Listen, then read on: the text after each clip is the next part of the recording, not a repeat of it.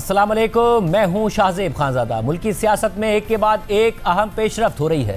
Opposition को शिकायत थी कि कौमी असम्बली और सेनेट में इमरान खान के नामजद करदा अपोजिशन लीडर की तकर्री नहीं हो रही, मगर फिर हुकूमत ने 4 माह के बाद 16 जनवरी को महमूद खान अचकजई की बतौर अपोजिशन लीडर तैनाती का नोटिफिकेशन जारी कर दिया। फिर इसके बाद अल्लामा राजा नासिर अब्बास की भी सेनेट में बतौर अपोजिशन लीडर तैनाती का नोटिफिकेशन जारी हो गया। फिर रवां हफ्ते पीर को वजीर आजम शहबाज शरीफ से वजीर आला खैबर पख्तूनख्वा सुहेल आफरीदी की मुलाकात हो गई, जिसे दोनों जमातों ने मस्बत करार दिया। और हमारे प्रोग्राम में राना सनाउल्लाह ने कहा कि बहुत ही अच्छे अंदाज में मुलाकात हुई है। अगर 8 फरवरी के बाद कोई नई तारीख ना दी गई तो इमरान खान की मुलाकात हो जानी चाहिए। 8 फरवरी के बाद ही हो पाएगी अगर इमरान खान साहब से मुलाकात होनी। 8 फरवरी गुजर जाए फिर मुलाकात भी हो जाएगी। हाँ, अगर 8 फरवरी के बाद कोई नई डेट ना दी तो फिर तो होनी चाहिए। फिर ना मुलाकात होने का तो फिर कोई जवाब बाकी नहीं रहता। फिर कल इमरान खान की तो बहनों और पार्टी रहनुमाओं से मुलाकात नहीं हो सकी, मगर बुशरा बीबी को अपनी बेटी और भाभी से मुलाकात की इजाज़त मिल गई। और इस मुलाकात को बैरिस्टर गौहर खान ने खुश आइंद करार दे दिया और कहा कि कायदे हिज़्ब इख्तिलाफ महमूद खान अचकजई ने इमरान खान के हवाले से वज़ीर आज़म शहबाज शरीफ को खत लिखा है, जिसका जवाब एक दिन में आ जाएगा और यह बातचीत आगे चल पड़ेगी। और आज यह खबर सामने आ गई है कि वज़ीर आज़म शहबाज शरीफ अपोजिशन लीडर अचकजई से मिलेंगे। नुमाइंदा जियो न्यूज़ हैदर शराजी की खबर के मुताबिक हुकूमत और अपोजिशन के दरमियान मुज़ाकरात में पेशरफ्त हो गई है और ज़राए के मुताबिक वज़ीर आज़म अगले कौमी असम्बली के इजलास में अपोजिशन क़यादत से मुलाकात करेंगे और अपने वफ्द के हमरा अपोजिशन लीडर के चैम्बर में मुलाकात के लिए पहुंचेंगे। खबर के मुताबिक वज़ीर आज़म के मुशीर राना सनाउल्लाह ने तस्दीक कर दी है कि वज़ीर आज़म जब पार्लियामेंट आएंगे तो अपोजिशन क़यादत से मुलाकात करेंगे। खबर में ज़राए के हवाले से लिखा है कि गुज़िश्ता रोज़ पार्लियामेंट हाउस में वज़ीर आज़म की अपोजिशन लीडर से मुलाकात के लिए राब्ते हुए और वज़ीर आज़म और अपोजिशन लीडर की मुलाकात के लिए राना सनाउल्लाह ने राब्ते का किरदार अदा किया। ज़राए के मुताबिक कज़ाकिस्तान के सदर के दौरे और वज़ीर आज़म की दीगर मसरूफियात के बाइस अपोजिशन लीडर से मुलाकात में वक्फा आया। शहबाज शरीफ मुलाकात से पहले सदर आसिफ अली जरदारी को भी एतमाद में लेना चाहते थे, मगर सदर आसिफ अली जरदारी की कराची में मौजूदगी की वजह से पीर के रोज़ मुलाकात नहीं हो सकी थी। आज जियो न्यूज़ के प्रोग्राम कैपिटल टॉक में मेज़बान हामिद मीर से बात करते हुए वफाकी वज़ीर पार्लिमानी उमूर डॉक्टर तारिक फजल चौधरी ने वज़ीर आज़म की अपोजिशन लीडर से मुतवक्के मुलाकात की तस्दीक करते हुए बताया कि इस मुलाकात के लिए मरकज़ी किरदार राना सनाउल्लाह ने अदा किया है। ये जिस मुलाकात का आप जिक्र कर रहे हैं जो कि मुतवक्को है लीडर ऑफ अपोजिशन से प्राइम मिनिस्टर साहब की, उसमें जो मरकज़ी किरदार है वो राना सनाउल्लाह साहब ने अदा किया है। प्राइम मिनिस्टर साहब ने ये फैसला किया है कि मैं खुद अपोजिशन लीडर के चैम्बर जाऊँगा असेंबली में और वहाँ ये मुलाकात होगी। ये एक बहुत अच्छी शुरुआत है, क्योंकि पहले तो यही होता था मुज़ाकरात कैसे हों, कब हों, किस जगह हों। तो मैं समझता हूँ कि इसमें हमारे जो टीम कैप्टन है प्राइम मिनिस्टर शहबाज शरीफ साहब, वो जो खुद लीड ले रहे हैं, ये बहुत खुशाइंद है। और मैं अपोजिशन से भी ये तवक्को करता हूँ कि तमाम वो मुतनाज़ा मामलात जिसके ऊपर ये बात करते हैं मिल बैठ के तय हो सकते हैं और हम उसके लिए तैयार हैं। ये मुलाकात इस लिहाज से अहम है क्योंकि महमूद खान अचकजई ना सिर्फ अपोजिशन लीडर है बल्कि इमरान खान ने उन्हें बातचीत का इख्तियार भी दिया हुआ है और तहरीक इंसाफ का ये मौक़िफ़ है कि मुज़ाकरात के हवाले से महमूद खान अचकजई जो फैसला करेंगे वो उन्हें कबूल होगा। इस पूरी सूरत हाल पर बात करेंगे। वज़ीर आज़म के मुशीर बराए सियासी उमूर सेनेटर राना सनाउल्लाह साहब हमारे साथ मौजूद हैं। इसके अलावा मुस्तफ़ा नवाज़ खोकर साहब भी हमारे साथ मौजूद हैं। आप दोनों का बहुत शुक्रिया। मुस्तफ़ा नवाज़ खोकर साहब, आप खुद नायब सदर हैं तहरीक तहफ़्फ़ुज़ आईन पाकिस्तान के। राना साहब, आप इन मामलात को लीड कर रहे हैं, खुद वफाकी वज़रा आपको क्रेडिट दे रहे हैं, हमारे नुमाइंदे भी यही बता रहे हैं। आप जो कर रहे हैं वो कैसे कर पा रहे हैं और बात कहाँ तक जाएगी? क्या जुम्मे को वाकई वज़ीर आज़म की और अपोजिशन लीडर की मुलाकात हो जाएगी? देखें, ये मुलाकात जो है ये तो बिल्कुल मोस्ट लाइकली जो है वो होगी और इसका दिन या टाइम या जगह के मुतल्लक तो खैर अभी कोई बात हतमी तौर पे तय नहीं हुई, लेकिन ये तय है कि लीडर ऑफ द हाउस जो है वो लीडर ऑफ द अपोजिशन को मिलेंगे। एक तो आइनी तौर पे भी इसकी रिक्वायरमेंट है, रिस्पॉन्सिबिलिटी है, और दूसरा ये है कि मियाँ शहबाज शरीफ साहब के महमूद खान अचकजई साहब के साथ कोई तकरीबन पिछले 30-35 साल से तल्लुकात हैं और वो मुझे ख़ुद बता रहे थे। तो ये तो पार्लिमानी जमहूरी सिस्टम जो है इसमें ये हो ही नहीं सकता कि लीडर ऑफ द हाउस जो है वो लीडर ऑफ द अपोजिशन से ना मिले। ये एक अनहोनी जो है ये 18 से 22 तक रही है 4 साल कि लीडर ऑफ द हाउस ने लीडर ऑफ द अपोजिशन से ना फ़ोन पे बात की, ना कभी हाथ मिलाया, ना कभी मुलाकात की। लेकिन मियाँ शहबाज शरीफ साहब बतौर लीडर ऑफ द हाउस बिल्कुल महमूद खान अचकजई साहब लीडर ऑफ द अपोजिशन है, जिस दिन भी जो है वो होस्ट करने को भी तैयार हैं। अगर वो तशरीफ़ लाना चाहें तो उनको वेलकम है, वरना जिस दिन भी वो हाउस में आए और अगर लीडर ऑफ द अपोजिशन वहाँ पे मौजूद हुए तो बिल्कुल उनके साथ जो है वो मुलाकात होगी। मगर राज साहब, ये अचानक जो इतनी तेजी से हो रहा है, पहले वज़ीर आला खैबर पख्तूनख्वा की मुलाकात होगी वज़ीर आज़म से, अब लीडर ऑफ द अपोजिशन मिलने जा रहे हैं और सब 8 फरवरी से पहले हो रहा है। क्या ये 8 फरवरी के एहतजाज का मोमेंटम तोड़ने के लिए हो रहा है? मुलाकात ने खुद अपने आप में ब्रेक थ्रू है, मगर क्या इसके नतीजे में भी कोई ब्रेक थ्रू होगा या नहीं? देखिए, यही वजह है जो मैंने बात की है ना कि इस बारे में कोई दिन, जगह या टाइम का जो है वो तयन नहीं हुआ, लेकिन मुलाकात बिल्कुल वज़ीर आज़म as leader of the house जो है वो करेंगे। कि अगर हमने कोई इस तरफ कोई पेशरफ्त की या कोई बात की तो फिर यही कहा जाएगा कि वो जी वो 8 फरवरी की वजह से जो है ना ये सारा हो रहा है। तो अगर कोई 8 फरवरी को इससे कोई नुकसान पहुंचने का एहतमाल है तो हम कतन लीडर ऑफ द अपोजिशन की पोजीशन को ख़राब नहीं करना चाहते, 8 के बाद मिल लेंगे। तो इसमें कोई ऐसा मामला नहीं है। 8 फरवरी के हवाले से ना कोई हमने बात की है, ना वज़ीर आला KP सुहेल अफरीदी साहब से इस बारे में कोई बात हुई और ना ही लीडर ऑफ द अपोजिशन से इस बारे में बात होगी। और मैं ख़ुद समझता हूँ कि शायद 8 फरवरी से पहले जो है वो मुलाकात उनके ऊपर कोई असरअंदाज हो कि जी आपने मुलाकात की और हमारा मोमेंटम जो है वो जाता रहा। तो अगर ऐसी बात है तो ठीक है, नेक्स्ट वीक मुलाकात हो जाएगी, 8 फरवरी के बाद हो जाएगी। खोखर साहब, ये खोखर साहब, हुकूमत आगे भी बढ़ रही है, फ्लेक्सिबल भी नज़र आ रही है। राना सनाउल्लाह साहब जब बात कर रहे थे तो आप मुस्कुरा रहे थे, आप तंजिया मुस्कुरा रहे थे या इत्मीनान की मुस्कुराहट थी? कैसे देख रहे हैं सारी सूरत हाल को? सारी सूरत हाल को शाहजेद भाई मैं ऐसे देख रहा हूँ कि संजीदा लोग दोनों अतराफ से, जिनमें सर फहरिस्त राना सनाउल्लाह साहब हैं, मीडिया में लोग हों, अदरवाइज माशरे में, सब ये समझ रहे थे कि मुल्क में जहां तक ये सियासी टेम्परेचर पहुंच चुका है, इसको नीचे लेकर आने की जरूरत है और सियासत के अंदर डायलॉग के दरवाजे कभी बंद नहीं होते। हम ये समझते हैं, बतौर अपोजिशन हमारा ये मानना है कि इस वक्त मुल्क में सियासी बहरान, इकोनॉमिक बहरान और सिक्योरिटी के बहरान की कन्वर्जेंस हो रही है। चंद दिन पहले के आप वाकयात देखिए, बलूचिस्तान के अंदर जो वाकया हुआ, हमारी मईशत के अदाद शुमार आप देख लें, बेरोजगारी के हवाले से, गुर्बत के हवाले से, फॉरेन डायरेक्ट इन्वेस्टमेंट के हवाले से, political temperature, repression, human rights workers, Imaan Mazari, सियासतदानों को तो आप छोड़ दें। तो मुल्क में जो माहौल है और फिर मीडिया के साथ जो पीका कवानीन के तहत जो बीत रही है, तो तमाम ये जो हालात की मैंने आपके सामने मंजर कशी की, ये इस बात का तकाजा करते हैं कि सैनिटी शुड प्रिवेल। एक तो पीटीआई की तरफ से आता था कि ये कठपुतलियां, हम इनसे मुज़ाकरात क्यों करें। फिर महमूद खान अचकज़ई साहब की तरफ से आता था कि मुज़ाकरात किस चीज़ के मुज़ाकरात, किसी ने मेरे घर पर डाका डाला है, अब उसके साथ अगर मुज़ाकरात करने हैं तो वो सिर्फ इस बात पर होंगे कि भाई मेरा सामान लौटा दो। जाहिर उस वक्त बात हो रही थी कि फिर वज़ीर आज़म या हुकूमत खुद तो नहीं आएगी ये कहने के लिए कि जी चले हम इलेक्शन करा लेते हैं। तो आप भी फिर फ्लेक्सिबल हुए हैं कि जी मुज़ाकरात हमें सियासतदानों से ही करने हैं। जिस दिन वजीर आजम साहब ने काबीना की मीटिंग में ऑपोजिशन को मुज़ाकरात की दावत दी, उसके बाद ऑपोजिशन अलायंस की बड़ी इसके ऊपर सैर हासिल गुफ्तगू हुई और हमने to the surprise of many हमने डिसाइड यही किया कि अनकंडीशनल जो मुज़ाकरात की दावत है उसको कबूल किया जाए।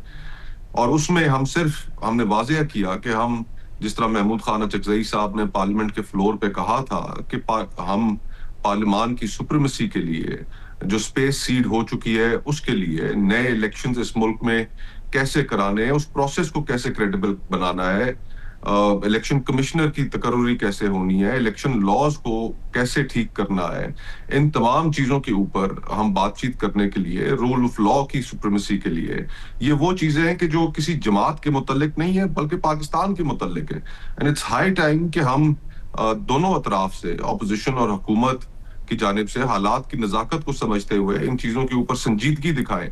और उसमें एक दफा फिर मैं राना सनाउल्लाह साहब की तारीफ करना चाहूंगा कि उन्होंने हमेशा एक संजीदगी का मुजाहरा किया और इस तरह मुस्लिम लीग नून में और हुकूमती बेंचेस में और भी लोग हैं, पीपल्स पार्टी में हैं, और यही आपको ऑपोजिशन की अतराफ पे भी नजर आएगा कि हम चाहते हैं कि रूल्स ऑफ द गेम तय कर लें ताकि पॉलिटिक्स दोबारा कभी डिटीरिएट होकर इस मुकाम तक ना पहुंचे कि जहां पर सियासी मुखालफतें सियासी दुश्मनी में बदल जाए। और राज साहब, ज़ाहिर खुद हुकूमती वज़रा भी, फिर मुज़फ़्फ़र नवाज़ खोखर साहब भी आपके किरदार की तारीफ कर रहे हैं, मगर एक बात आप भी कहा करते थे, वो ये कि मुज़ाकरात करें तो हम करें किससे? इनके तो अपने रहनुमा डरते हैं कि हम कोई चीज़ कमिट करके आ जाएंगे, पीछे से पता नहीं इमरान खान कोई और हुक्म दे देंगे। महमूद खान अचकज़ई साहब के हवाले से भी आप ये कहते थे कि उन्हें मैंडेट तो दिया है, मगर बाद में पीछे से हट जाएगी तहरीक इंसाफ और महमूद खान अचकज़ई साहब को भी एम्बैरेस कर देगी। अब आपको भी कम से कम ये एतमाद है कि जी मैंडेट है महमूद खान अचकज़ई साहब के पास और हम बात करेंगे तो बात आगे बढ़ेगी? देखें शाहजेब, अगर एतमाद ना भी हो तो फिर भी जो है वो बात को आगे बढ़ाने के अलावा और चारा क्या है। अब मुस्तफ़ा खोखर साहब ने जो बात की है उसमें बाकी जो मंजर कशी उन्होंने की है वो उनका एक अपना मौक़िफ़ है, लेकिन उसके मुतबादल, उसके बिलमुकाबल भी एक मौक़िफ़ है। लेकिन जो दो बातें उन्होंने की कि सैनिटी शुड प्रीवेल, लेकिन फैसला या सोचा ये जाना चाहिए कि सैनिटी किस तरफ प्रीवेल हो। एक तरफ तो जब अपोजिशन में थे, मुकदमे बनाए जा रहे थे, जेलों में डाला जा रहा था, उस वक्त भी बैठने को तैयार थे, चार्टर ऑफ इकानमी करने को तैयार थे, चार्टर ऑफ डेमोक्रेसी को इम्प्रूव करने को तैयार थे। और on the floor of the house the then opposition leader ने कहा कि खान साहब बेशक इलेक्शन में हमारे साथ जो है RTS बैठा के जो है वो हमारी सीटें छीनी गई हैं और आपको वज़ीर-ए-आज़म बनाया गया, लेकिन अब आप बन गए हैं, हम आपके साथ बैठने को तैयार हैं। आज भी उन्होंने 2 दफ़ा on the floor of the house opposition को कहा कि हमें बैठना चाहिए, डायलॉग करना चाहिए। यौम आज़ादी पे अस्करी क़यादत की मौजूदगी में उन्होंने सबको ऑफ़र किया कि आएँ मिसाके इस्तेहकाम पाकिस्तान करें।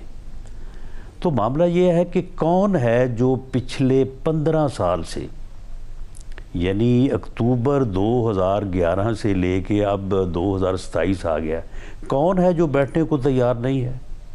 कौन है जो मुज़ाकरात के लिए तैयार नहीं है? जो वो हैं वो इमरान खान साहब हैं और उन्होंने अब तो मैंडेट दिया है ना कि ये इलेक्शन रूल्स होने चाहिए, ये सारी चीज़ें होनी चाहिए। भाई जब तक आप टेबल पे नहीं बैठेंगे तो इलेक्शन रूल्स आप कैसे बना लेंगे? इलेक्शन अगर फेयर नहीं इस मुल्क में हो रहा है तो क्या ये कोई पहली दफ़ा इलेक्शन के ऊपर इल्ज़ाम है? हर इलेक्शन के ऊपर इल्ज़ाम आता रहा है। तो ये अगर फेयर इलेक्शन के लिए अगर रूल्स ने फ्रेम होना है, अगर ज़ाब्तों ने तय होना है, तो वो क्या इस्टेब्लिशमेंट ने करने हैं, सियासतदानों ने करने हैं, सियासी जमातों ने करने हैं? और कैसे करेंगे जब तक वो टेबल पे नहीं बैठेंगे? ये और मुस्तफ़ा नवाज़ खोखर साहब तो यही कह रहे हैं कि ये फैसला किया गया कि हमें एंगेजमेंट करनी है, मगर इसका तो वाज़ेह जवाब देना चाहिए ना। मगर राज साहब इसके लिए तो वो कह रहे हैं ना कि अब हमने फैसला किया कि हमने बात करनी है, बट अभी भी सवाल ये है कि राज साहब ये आपके साथ बैठ जाएं तो इस वक्त जो इस्टेब्लिशमेंट और तहरीक इंसाफ के ताल्लुकात की खराबी है वो आपको कितना मैंडेट देती है, कितना रूम देती है आगे बढ़ने के लिए और स्पेस क्रिएट करने के लिए? देखें, जहाँ तक यानी टेबल पे बैठने की बात है, मैं बिल्कुल पूरे यकीन से कह सकता हूँ कि प्राइम मिनिस्टर ने जो पिछले 4-6 माह में इस बात को बार बार दोहराया है, लाजम होगा कि उन्होंने अपनी कोलिशन पार्टनर्स को भी, अपने पार्टी लीडर को भी और इस्टेब्लिशमेंट को भी ऑन बोर्ड लिया होगा। बाकी जब आप बैठेंगे तो बात तो फिर शुरू होगी ना कि किस बात के ऊपर किसका क्या मौक़िफ़ है और किस जो है वो सिमत कितना आगे बढ़ा जा सकता है। लेकिन बात शुरू होगी तो इन चीज़ों का पता चलेगा ना। खोखर साहब, ज़ाहिर एक तरफ इख्तलाफात हैं जो कि इदारों के दरमियान और PTI के दरमियान नज़र आते हैं, एक तरफ से फिर ट्वीट्स, दूसरी तरफ से प्रेस कॉन्फ्रेंस, ये भी हमें नज़र आया और सख्त जुमलों के तबादले भी हमें नज़र आए। इस सारे माहौल में और जो ज़ाहिर इख्तियारात मौजूद हैं उसमें भी आपको ये रूम नज़र आ रहा है कि बात आगे बढ़ सकती है और सियासतदानों के साथ ही आगे बढ़ सकती है। जो बात राना साहब कह रहे हैं कि हम तो माजी में भी तैयार थे, आज भी तैयार हैं। शाजिद भाई, इस सारे प्रोसेस में बहुत मुश्किलात हैं और इस हकीकत से कोई इनकार नहीं कर सकता कि हम भी बड़ा प्रेशर फेस करते हैं कि जब इमरान खान साहब की जो उनके हकूक बतौर कैदी उनको हासिल है, जब उनके ऊपर अमल नहीं होता, ऑपोजिशन के ऊपर क्रैकडाउन होता है, उनकी बहनों के ऊपर वाटर कैनन हर हफ्ते होता है, कारकुनों के ऊपर उनकी जमात के तशद्दुद होता है, महमूद खान अचकजई साहब लाहौर जाते हैं और पंजाब के अंदर वेलकम उनकी गाड़ियों के शीशे तोड़ के किया जाता है, तो ये सारी चीजें हमारे लिए भी एक बहुत बड़ी मुश्किल क्रिएट कर देती हैं कि हमें अपने रैंक्स के अंदर भी इस बात को एक्सेप्टेबल बनाने के लिए बड़े तगदौ करनी पड़ती है। तो हुकूमत के ऊपर ये जिम्मेदारी भी आयद होती है कि वो इस माहौल को, क्योंकि हुकूमत के पास इख्तियार है, हुकूमत के पास लाठी है, और 26वीं 27वीं आईनी तरमीम के बाद जो अदालतों का हाल कर दिया गया है, कि इस माहौल में कोई ऐसा मिस स्टेप ना उठाए कि जिससे सारी की सारी जो एक एफर्ट है वो अंडरमाइन हो जाए। अच्छा होगा पार्लिमानी रिवायात रही हैं कि ऑपोजिशन लीडर और लीडर ऑफ द हाउस के दरमियान मुलाकात हो, और खुसूसन इतने टेंस पीरियड के बाद जो पिछले 4-5 साल गुजरे। और मैं राना साहब की इस बात से इत्तफाक करता हूं कि देखिए, हमने अगर इलेक्शन के प्रोसेस को ठीक करना है तो इलेक्शन के प्रोसेस को ठीक करने के लिए फिर हमें सिर्फ ये नहीं कि 2024 का इलेक्शन ठीक नहीं हुआ था, उसके शफाफियत पर सवालात हैं, हमें ये बात तस्लीम करनी पड़ेगी कि फिर 2018 का जो इलेक्शन था उसके अंदर भी प्रॉब्लम्स थे, आरटीएस का फेलियर हुआ था। तो हमें एक होलिस्टिक कॉन्वर्सेशन करनी है कि जिसमें हर किसी ने अपने हिस्से की गलतियों को भी तस्लीम करना है और इस मुल्क और कौम के लिए ये फैसला करना है कि दोबारा पॉलिटिकल हालात इस नहज पर ना पहुंचे। मगर खोर साहब, उसमें एक चीज जो बार बार हो जाती है, जिसमें तहरीक इंसाफ के अपने रहनुमाओं से भी अगर ऑफ द रिकॉर्ड बात करें तो वो भी इस बात पर नाला नजर आते हैं कि फला ट्वीट ना हुआ होता, सोशल मीडिया से कैंपेन ना चली होती, बयान ना आया होता, जेल में मुलाकात के बाद ये बात ना की गई होती, तो वो बेहतर है आगे बढ़ने के लिए। अब तहरीक इंसाफ को स्पेस मिले, आप लोगों को स्पेस मिले, डायलॉग आगे बढ़े, हुकूमत के पास भी स्पेस हो कि आप लोगों के साथ आगे बढ़े, उसके लिए क्या इस पर भी आप बात करेंगे तहरीक इंसाफ से कि जरा मामला बेहतर अंदाज में आगे बढ़े? अगर 8 फरवरी के बाद मुलाकात हो जाती है इमरान खान साहब की, तो क्या कोई रास्ता निकाला जाएगा इसके लिए? देखिए, रास्ता तो सियासत का काम है निकालना। बहुत गंभीर भी हालात हो जाएं, दरवाजे बंद भी हो जाएं, मेरा तो हमेशा से मानना यह रहा है, और पाकिस्तान की तारीख इस बात की गवाह है। आपके सामने कि 90 की एक पोलराइज्ड सियासत थी, और उस पोलराइज्ड सियासत के नतीजे में जो दूरियां पैदा हुई थी, उसको उस वक्त शहीद बीबी ने और मियां नवाज शरीफ साहब ने उनको पसे पुश डाला, और पाकिस्तान की तारीख में एक हिस्टोरिक डॉक्यूमेंट उन्होंने साइन किया, जिसमें अपनी इंटेंशन का इजहार किया कि पाकिस्तान को किस जानिब गामजन होना है। और हम ये समझते हैं कि उस कॉन्वर्सेशन को मजीद आगे बढ़ाने की जरूरत है।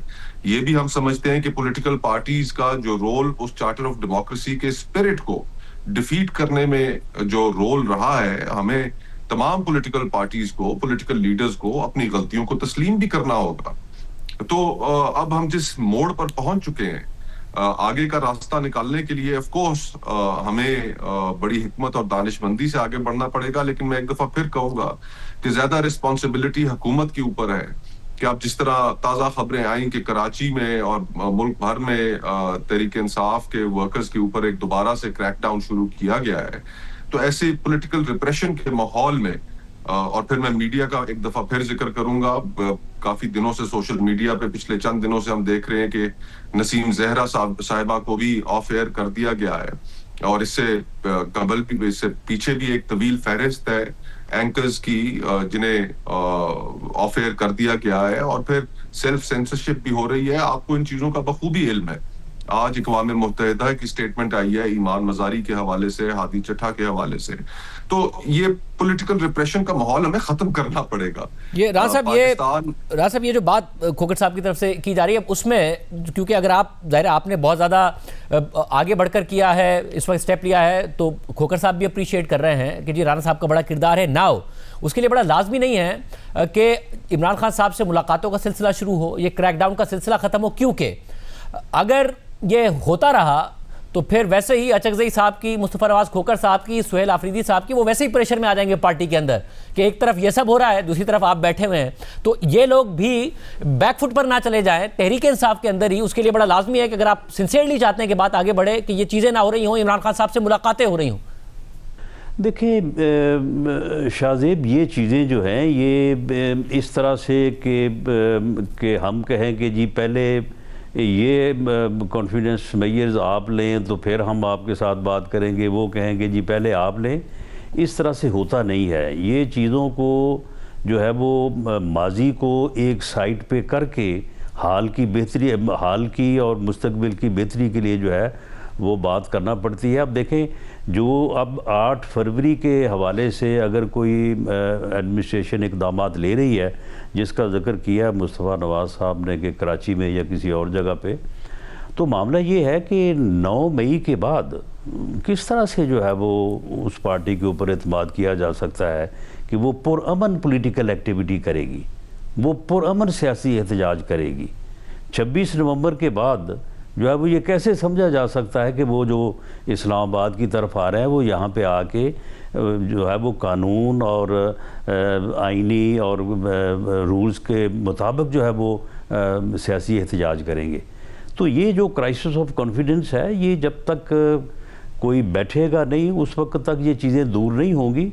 और जो कुछ भी हो रहा है, हर साइड अपनी बात तो कर रही कि जी ये हो गया, ऐसे हो गया, लेकिन वो ये नहीं बता रहे कि ऐसा होने की कोई वजूहात भी थी, को हमने भी कुछ किया था, हमारी तरफ से भी बहुत कुछ हो रहा है, और उसके रद्द अमल में भी फिर जो है वो चीज़ें जो है वो ख़राब होती हैं।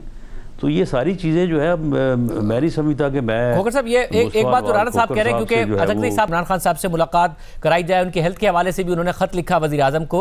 8 फरवरी के बाद राणा साहब ने हमारे पिछले प्रोग्राम में कहा था अगर कोई और कॉल नहीं है या कोई और ऐसी बात नहीं है तो फिर मुलाकात करा दी जाएगी। 8 फरवरी के बाद क्या इरादा है आप लोगों का? नाज़िर भाई, ये हक है इमरान खान साहब का कि वो अपने रुफ़का से, अपने वकला से, अपने ख़ानदान से मुलाकात कर सकें। ये पाकिस्तान के हर कैदी को ये कानून ये हक देता है। और मुझे वो वक्त याद है कि बिलावल भुट्टो साहब गए थे कोट लखपत जेल में मियां नवाज शरीफ साहब को मिलने, और मैं उस वक्त पीपल्स पार्टी में था, उनके साथ था। उस मुलाकात में हुकूमत ने रुकावट नहीं डाली। हम वहां पर कुछ 1.5 घंटा मियां नवाज शरीफ साहब के साथ रहे, सियासत ही मौजूए गुफ्तगू रही। और तो ये कोई कंसेशंस ऐसे नहीं है कि जो हम आउट ऑफ द वे कोई कंसेशंस। और फिर ये भी देखिए कि हमें एक आउट ऑफ द ब्लूज ये खबर मिलती है कि इमरान खान साहब को जेल से निकालकर हॉस्पिटल लेके आया गया है, और उसके ऊपर मुकम्मल क्लैरिटी देने से हुकूमत भी गुरेजा रहती है और क्या सराइयां जन्म लेती हैं। तो ये जहां पर एक इतनी बड़ी सियासी शख्सियत का मामला हो, वहां पर एटलीस्ट हम ये तवक्को करते हैं कि एक लेवल ऑफ मैच्योरिटी उसमें दिखाई जाएगी। बाकी 8 फरवरी का जो दिन है वो पाकिस्तान में हमारे एतबार से ही नहीं, बल्कि आप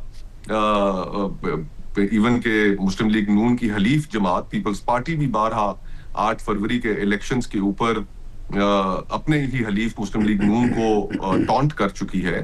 तो वो एक ऐसा दिन है कि जिसमें हम समझते हैं कि पाकिस्तान के लोगों का मैंडेट चोरी हुआ, उनकी तज़हीक हुई, तो ऑपोजिशन क्यों वो दिन ना मनाए।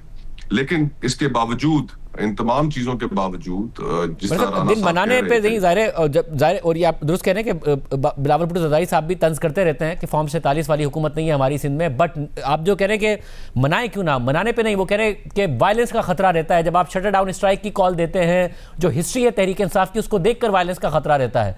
तो उसके बाद क्या प्लान है और 8 फरवरी को क्या प्लान है? फिर मैं राणा साहब की तरफ जाऊंगा।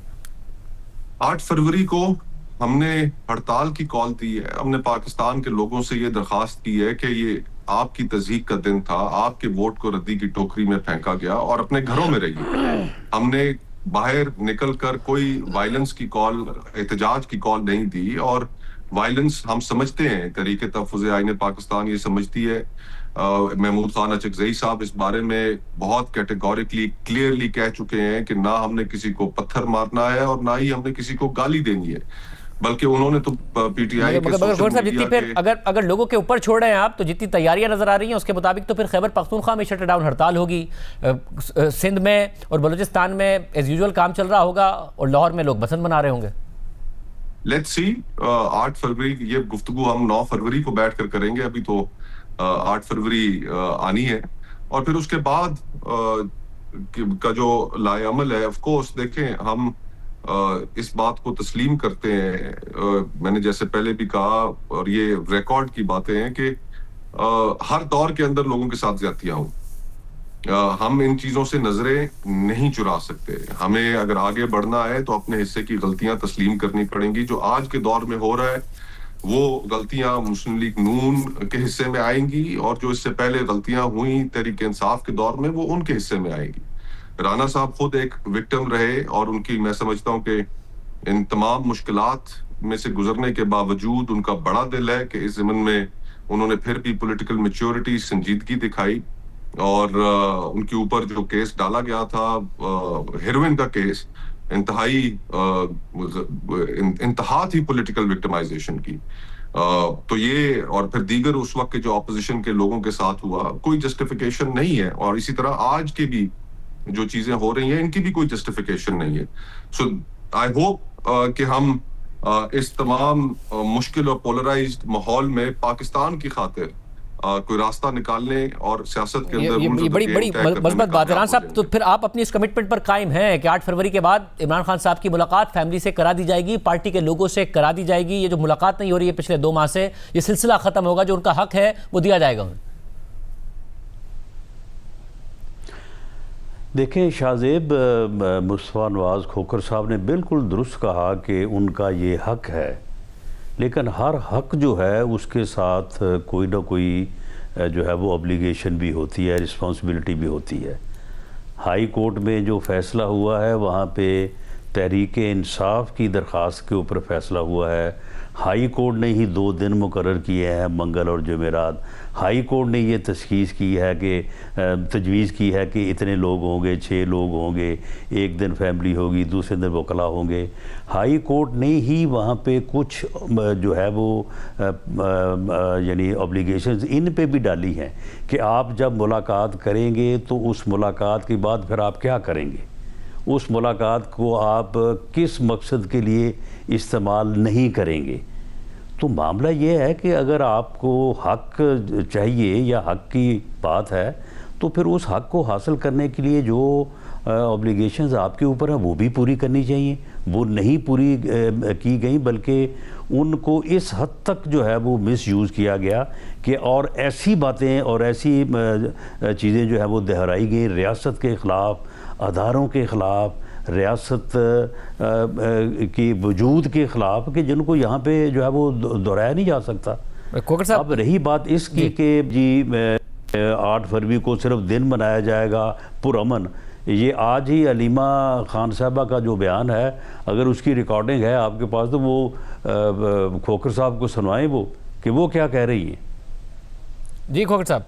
जी, मेरे इल्म में नहीं है कि अलीमा खानम ने क्या कहा है, मैं देख लूंगा, लेकिन हम तहरीक तहफ़्फ़ुज़ आईन पाकिस्तान बिल्कुल क्लियर है कि पुरअमन एहतजाज और अपने घरों में बैठकर हड़ताल, बंद का मतलब बंद, कारोबार, सड़कें, आपके दुकानें, हमारी अपील है पाकिस्तानी अवाम से कि उस दिन आपकी तज़हीक हुई है और उस दिन ये पैगाम आपकी तरफ से आना चाहिए। बाकी हम सियासत के अंदर रास्ता निकालने के लिए, पॉलिटिकल टेम्परेचर को कम करने के लिए, पाकिस्तान की बेहतरी के लिए, क्योंकि सारी कॉस्ट इस सियासी इंतशार की पाकिस्तान के लोग अदा कर रहे हैं, इसके लिए हम डायलॉग के लिए तैयार हैं। बहुत शुक्रिया। प्रोग्राम में आगे बढ़ते हैं। अमरीकी सदर ट्रंप की जानिब से ईरान को कई हफ्तों से धमकियों और खित्ते में अमरीकी फौजी सरगर्मियों के बाद इस हफ्ते दोनों ममालिक के दरमियान जौहरी मुज़ाकरात के हवाले से अहम पेशरफ्त सामने आई थी। तुर्की, कतर और मिस्र की कोशिशों के नतीजे में तवक्को की जा रही थी कि जुमे को इस्तांबुल में अहम मुज़ाकरात होंगे और पाकिस्तान समेत खित्ते के कई दीगर ममालिक को भी इन मुज़ाकरात में शिरकत की दावत दी गई थी, मगर अब ईरान ने मुज़ाकरात की जगह और तरीक़ाकार में तब्दीली का मुतालबा कर दिया है। साथ ही अमरीकी फोर्सेज ने बहरा अरब में एक ईरानी ड्रोन मार गिराया है और यह दावा भी कर दिया है कि ईरानी फोर्सेज ने गल्फ में एक अमरीकी कमर्शियल बहरी जहाज़ के अमले को हिरासा किया है। इन वाक़यात के बाद दोनों ममालिक के दरमियान नाजुक मुज़ाकरात एक बार फिर खदशात और कशीदगी का शिकार हो गए हैं। इस सारी सूरत हाल में अमरीकी सदर ट्रंप मुसलसल ईरान को खबरदार कर रहे हैं कि अगर मुआहदा ना हुआ तो सख्त नताइज भुगतने पड़ सकते हैं। और कल सदर ट्रंप ने कहा कि ईरान के पास पहले भी मुआहदा करने का मौका था, मगर उन्होंने नहीं किया, जिसके बाद हमें ऑपरेशन मिडनाइट हैमर करना पड़ा और अब उम्मीद है कि हमें ऐसा ना करना पड़े। On Iran, are the negotiations still happening this week? Yeah. Where will they be, and what do you need to hear from Iran? The rollover, but they are negotiating. They'd like to do something, and we'll see if something is going to be done. They had a chance to do something a while ago, and it didn't work out, and we did Midnight Hammer. I don't think they want that happening again, but they would like to negotiate. We are negotiating with them right now. Where will the meeting be? It seems like I can't tell you that.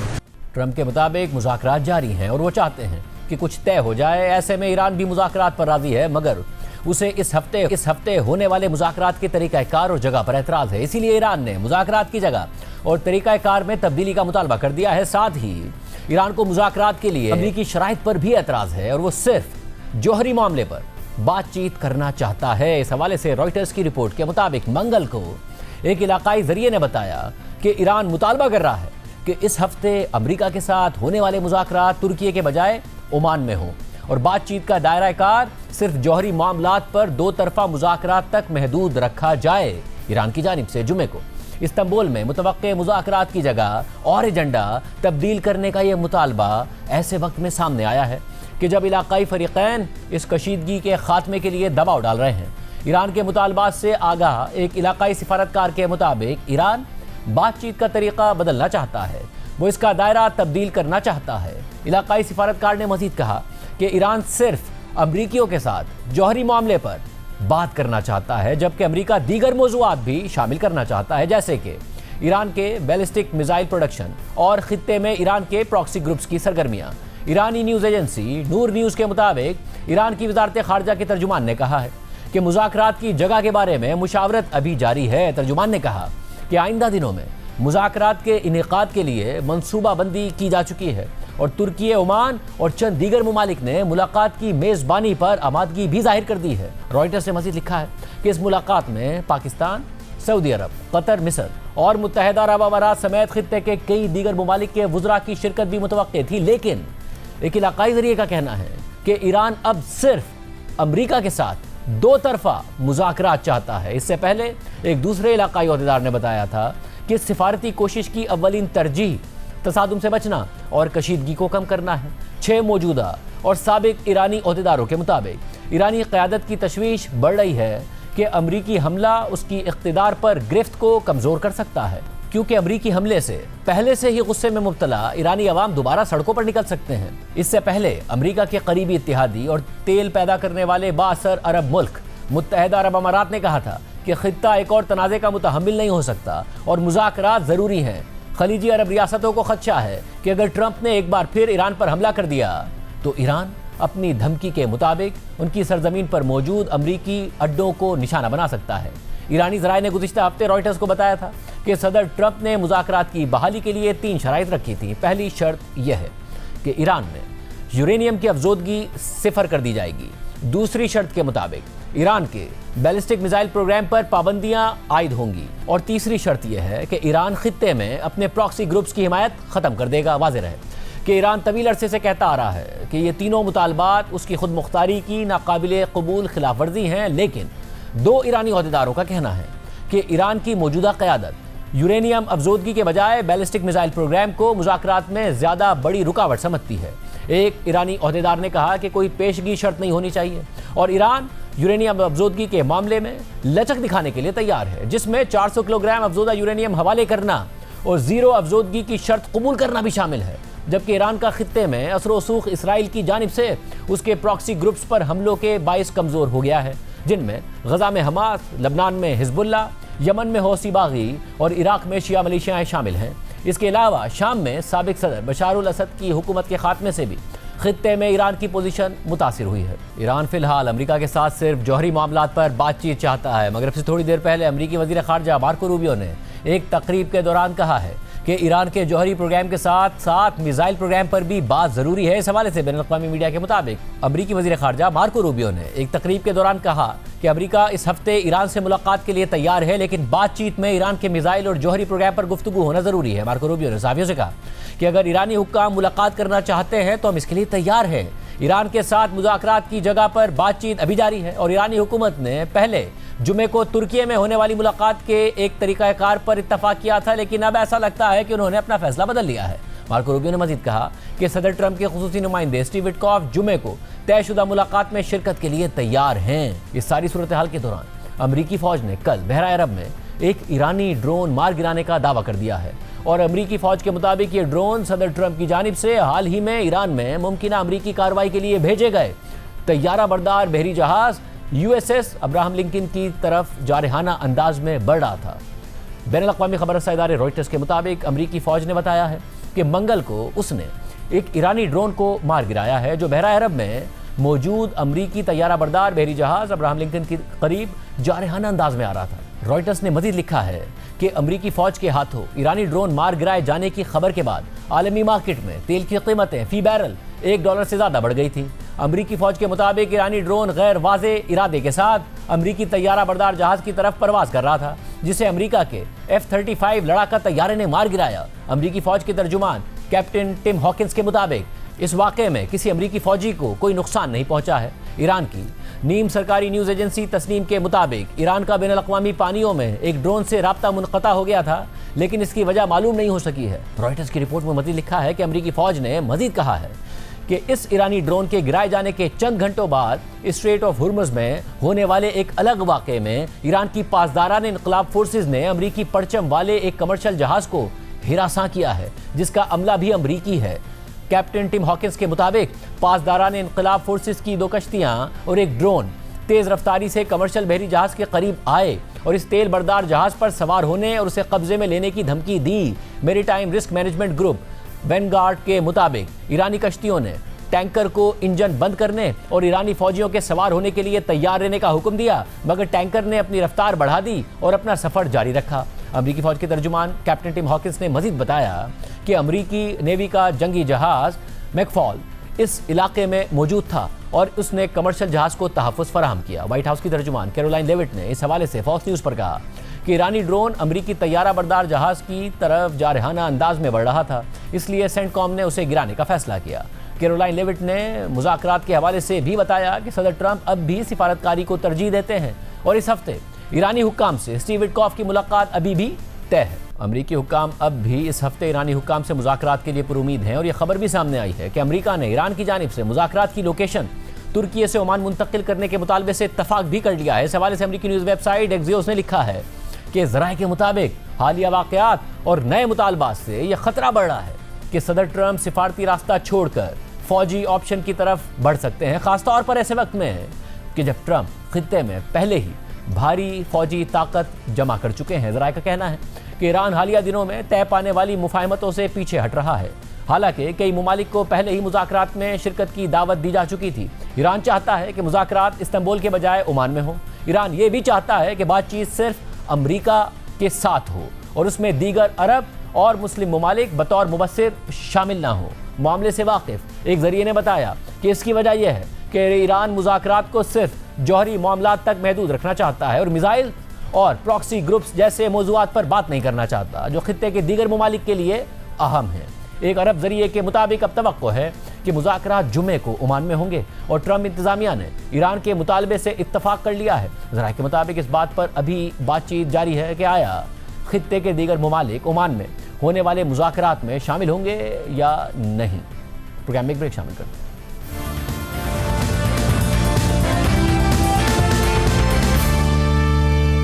Lahore में बसंत का 3 रोज़ा त्यौहार 6 फरवरी से शुरू हो रहा है।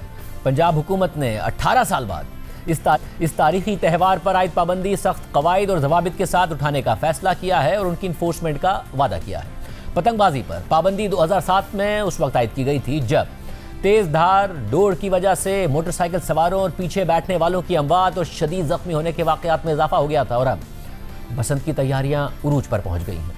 छतों की तज़ीन और आराइश की जा रही है, गलियां, बाजार और घर भी सजाए जा रहे हैं। एक बड़ी तादाद में शहरी पतंगें, डोर और सामान खरीद रहे हैं। डिप्टी कमिश्नर लाहौर ने महफूज बसंत के हवाले से अहम हिदायत भी जारी की हैं।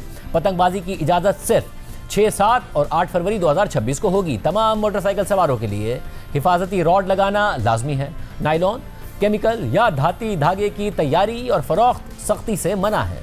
किसी भी किस्म की हवाई फायरिंग या असलहे की नुमाइश पर मुकम्मल पाबंदी है। रिहायशी इलाकों में शोर शराबा, मौसीकी और लाउड स्पीकर का इस्तेमाल मना है। खिलाफ वर्जी की सूरत में कानूनी कार्रवाई की जाएगी। पंजाब हुकूमत के मुताबिक पतंगबाजी की तंजीमों को मुतल्लिका जिले के डिप्टी कमिश्नर के पास रजिस्टर किया गया है, जबकि दुकानदारों की भी रजिस्ट्रेशन की गई है। इसके अलावा वजीर आला पंजाब मरियम नवाज ने एक पोस्ट में लिखा कि पतंगबाजी के सामान पर भी QR कोड लगाया गया है ताकि पतंग बनाने वाले को, बेचने वाले को और ख़रीदार को भी ट्रैक किया जा सके। महकमा मौसमियात ने बसंत के मौके पर मौसम मौजू रहने की इतला दी है। महकमा मौसमियात की पेशगोई के मुताबिक 6, 7 और 8 फरवरी को लाहौर में दिन के औकात में मौसम खुश्क जबकि आसमान साफ रहने का इम्कान है, जो पतंगबाजी के लिए मौजू है। वज़ीर आला पंजाब मरियम नवाज ने कल बसंत कंट्रोल रूम में खिताब करते हुए बसंत के हवाले से SOPs और तफसीलात बताई।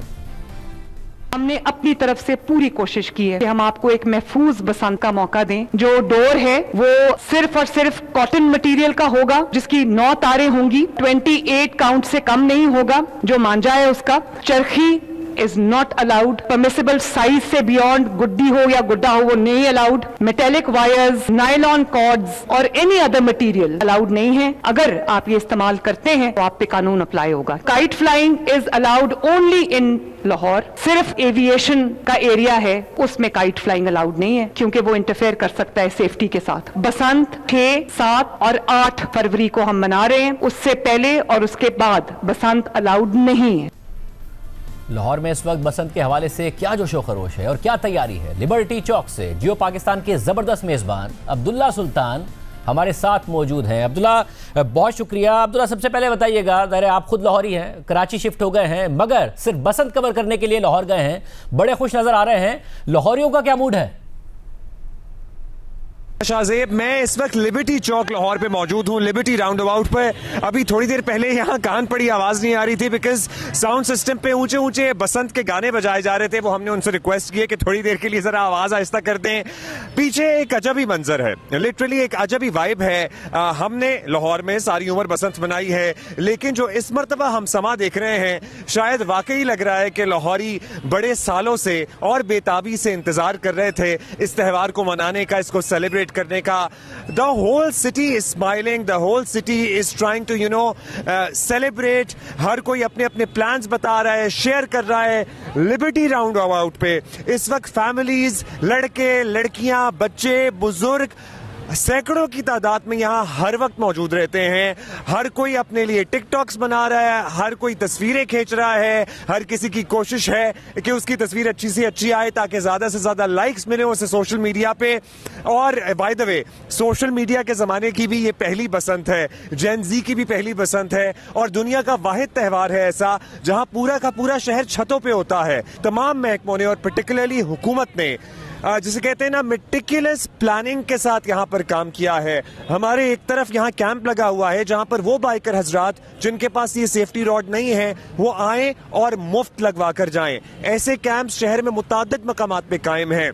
जगह जगह हमें हिफाजती इकदामात क्या हैं बसंत के लिए, क्या हमने फॉलो करना है, क्या नहीं फॉलो करना है। हमें स्क्रीन्स नजर आती हैं, हमें बैनर्स नजर आते हैं, हमें पेनाफ्लेक्सेस नजर आते हैं, टेलीविजन पे, रेडियो पे, हर जगह सिर्फ एक ही बात हो रही है। बात हो रही है बहार की, बात हो रही है बसंत की, बात हो रही है लाहौरी खाबों की। एंड 58 करोड़ रुपए की सुबह तक की इत्तलात के मुताबिक पतंगे, गुड्डियां फरोख्त हो चुकी हैं। और अदरवाइज जो इकोनॉमी है, चाहे वो होटल्स की बुकिंग हो, चाहे रेस्टोरेंट्स हो, चाहे एयरलाइन का कारोबार हो, चाहे बसेस हो, वो इसके अलावा है। सो लाहौरियों, आपके लिए फ्री ट्रांसपोर्टेशन है फॉर द 3 days। कोशिश करें बाइक पे कम सफर करें, अदरवाइज आपको हिफाजती इकदाम पता है, रॉड लगानी है, डोर कौन सी इस्तेमाल करनी है, पतंग किस साइज से बड़ी नहीं इस्तेमाल करनी है। हम सब ने मिलकर इस बसंत को कामयाब बनाना है ताकि दोबारा पूरी दुनिया से टूरिस्ट पाकिस्तान, पंजाब, लाहौर आना शुरू कर दे। बसंत को लेकर बहुत एक्साइटेड हैं लाहौर के अवाम, बहुत एक्साइटेड हैं अब्दुल्ला सुल्तान, साथ ही नुमाइंदा जियो न्यूज़ लाहौर मियाँ आबिद मोची गेट से तफसीलात बता रहे हैं। बसंत जो है वो एक त्यौहार नहीं बल्कि लाहौर की सकाफत का एक हिस्सा है। आप देख सकते हैं कि यहाँ जो है शहरी जौक दर जौक, ये आज नहीं 1 फरवरी से जब ये खरीदो फरोख्त का सिलसिला शुरू हुआ है तो बड़ी तादाद में लोग, बच्चे, बड़े, बूढ़े, तमाम लोग जो हैं, बल्कि फैमिलीज़ के साथ भी लोग आ रहे हैं, पतंगे खरीद रहे हैं, डोरें खरीद रही हैं, इसके साथ ग्लव्स खरीद रहे हैं, बाजे खरीद रहे हैं। और अंदरून लाहौर के अंदर जो है वो बड़ी बड़ी छतों के ऊपर इंतजाम किए गए हैं। अंदरून लाहौर के साथ साथ बाहर के जो इलाके हैं जैसे इकबाल टाउन है, गड़ी शाह है, इचरा है, वहाँ पे भी पतंगबाजी होगी, मॉडल टाउन में होगी। हाँ, एयरपोर्ट और उसके गिरदोनवा में कुछ ऐसे इलाके हैं जहाँ पे पतंगबाजी ममनू है, लेकिन दीगर इलाकों में पतंगबाजी जो है वो पूरे जोश व खरोश में मनाई जाएगी। हमारी जो बात हुई है लोगों से, उनका कहना यह है कि ये सिर्फ लाहौर ये नहीं है भाई, जिंदा दिलों का शहर तो ज़रूर है, लेकिन जिंदा दिली देखने के लिए लाहौर के बाहर जो दूसरे शहर हैं वहाँ से भी लोग आए हुए हैं और दूसरे गैर मुमालिक से भी बड़ी तादाद में जो हैं वो विजिटर यहाँ आए हुए हैं। जो गुड्डा या पतंग पहले 100-150 में मिलती थी, आज सैकड़ों में चली गई है, हज़ारों में चली गई है। जो डोर है, अभी हमारी कुछ कस्टमर से बात हुई है तो उनका कहना यह है कि एक पिन्ना जो 3 से 4 किलोमीटर तक उसमें डोर होती है, पतंग आप उड़ा सकते हैं, वो 25,000 रुपये में इस वक्त मिल रहा है। महंगाई की सतह तो ये पहुंच चुकी है, लेकिन उसके बावजूद काइट फ्लाइंग एसोसिएशन से जो हमारी बात हुई है उनका कहना ये है कि 3 दिन यानी कल रात 12 बजे तक 54 करोड़ की पतंगें और डोरें जो हैं वो फरोख्त हो चुकी हैं। डोर और गुड्डा खरीदने हैं मगर रेट ही नहीं समझ आ रहे। इधर कोई 200 मांग रहा है, कोई 500 मांग रहा है, लाके 50-60 रुपये लागत है गुड्डे के ऊपर। तकरीबन 2500 का गुड्डा लिए है, डोर कहाँ से ले ये मुझे बताओ। 20,000 रुपये का पिन्ना मांगते हैं। मुझे बहुत खुशी हुई है कि जो बसंत है, मैं तो कहता हूँ कि ये बसंत जो है हमारी KPK में मनाना चाहिए, सिंध में भी मनाना चाहिए, जहाँ भी हो, ये पूरी पाकिस्तान के अंदर जो ये मनाना चाहिए। बसंत मनाइए, SOPs की पाबंदी कीजिए ताकि सब महफूज रहें, सब मज़ा करें। आज के प्रोग्राम में इतना ही, इजाज़त दीजिए। अल्लाह हाफ़िज़।